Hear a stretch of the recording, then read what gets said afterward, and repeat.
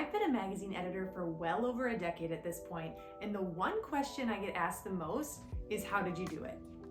Almost 14 years ago, I noticed a gap in the market for a digital parenting magazine, so I took a leap, flew to LA to shoot our first cover, and started the magazine that I wanted to see.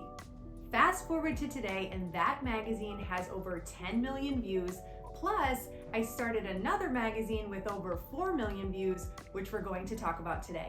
Now, if you haven't watched it yet, be sure to go watch this video called How I Started a Magazine Empire, where I detail every step of how I started my first magazine.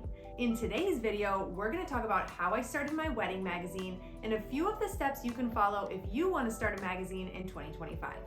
Now, before we get into the video, my name is Kate and I am the founder and editor-in-chief of 2 magazines that I started well over a decade ago, and I make videos here on my channel for those of you who want to learn how to start magazines too. I also recently started the Editor Academy, which is the most comprehensive course for starting a magazine. I'll leave a link in the description box if you want to check that out and learn how you can join us, where I teach how to start a magazine from A to Z, including how to choose a name, a niche, marketing, monetizing, and launching your very first issue. Okay, on to the video. So like I said in my other video, in 2011, I started my very first magazine. I noticed a gap in the market for a digital parenting magazine after another parenting magazine had closed, and I took it upon myself to start the magazine that I wanted to see. I jumped on a plane to LA, shot our very first cover, and within a few weeks, I launched a 50-page magazine. To my surprise, at the end of the month, we had 10,000 views. Now that magazine has tens of millions of views, a 6-figure subscriber list, and we have shot covers with people I could only have dreamed of.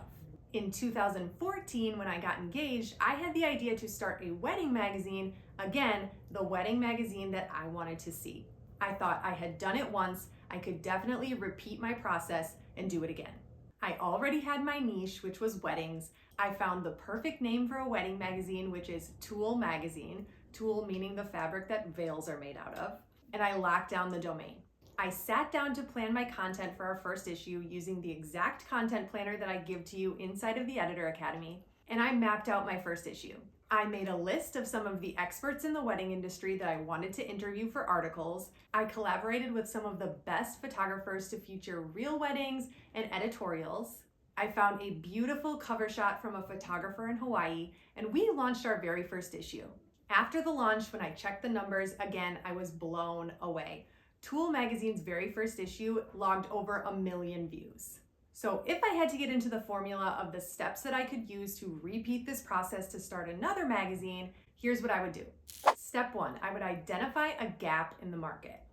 So just like I did with my first magazine, I noticed that there was a gap in the market for a parenting magazine that existed in the digital space. So a very popular parenting magazine had recently closed down, but they were exclusively in print.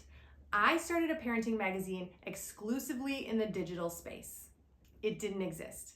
If you notice that a magazine simply does not exist in a niche that you're interested in, that is your ticket. Identify the gap in the market and set out to fill it with your content. Now, you don't have to come up with a completely new niche in order to be successful. For example, when I started a wedding magazine, there were dozens of wedding magazines that exist. I identified a gap in the market for the type of wedding magazine that I wanted to see. My wedding magazine focuses a lot on film photography and a certain vibe of wedding photography that I just wasn't seeing in the wedding magazines that were available. You can do this with food magazines, with travel magazines. If you notice that the vibe just doesn't exist with the magazines that are currently on the market, that is something that you can start. So sit down, give yourself some time to realize what type of magazine you want to see and identify whether or not it exists. If it doesn't, you might be onto something. Step 2 is take the time to do your research. Now, this is something that I've seen a lot with my students inside of the Editor Academy, and that is, if you have an idea for a magazine name, make sure that you do the research ahead of time and identify if someone in your niche already has a similar name or using that exact name inside that niche. Now, my other magazine is called Mini Magazine, which exists in the parenting space, and another magazine called Mini Magazine exists in the Mini Cooper space. Those are 2 very different topics where you are not going to have any confusion between the 2. When I was going to start my wedding magazine, Tulle Magazine, If I did a simple search and noticed there was a magazine that exists called Tulle Bride, it's a no-go. You want to make sure that you do all of the research before you choose a name that already exists or is similar to one in your niche. Choosing a magazine name is something we go over inside of the Editor Academy. I tell you how to do this research, and I also give you a master list of over 60 available magazine names that you can choose for your own magazine.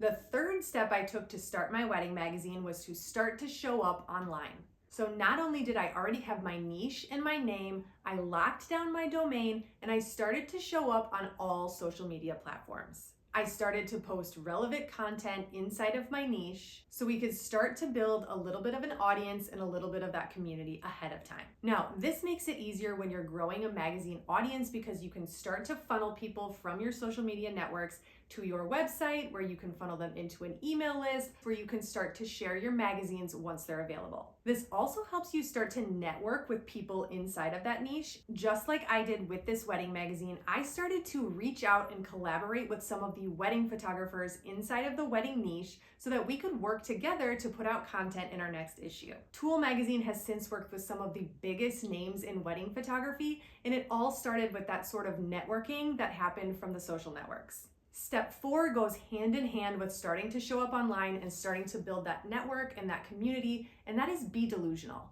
I would not be where I am today without a little bit of delusion. Not only did I not know what I was doing the first time I started a magazine, but I hopped on a plane to LA to shoot our very first cover and had never done that before. A little bit of delusion will go a very long way. Don't be afraid to reach out to people in your niche, start to collaborate, to work together, to reach out to get those interviews with experts in your niche. You have to be a little bit delusional in order to succeed. Tulle Magazine has since interviewed some of the biggest experts in the wedding industry, from planners to photographers to florists. Had I not been a little bit delusional in reaching out to just ask for those interviews or ask to collaborate, none of this would have been possible. Since we started our first issue back in 2014, Tulle Magazine has produced several issues, and this year we are working on our very first print issue. I will be detailing all of that right here on my channel, so be sure to click the subscribe button if you want to follow along, and check out that link in the description box for the Editor Academy, where you can learn every single step of starting a magazine from A to Z, including all of my tips on how I started a magazine empire with over 13 million views. If you got value from today's video, I would love for you to like and subscribe, and I'll see you in the next one. Bye guys.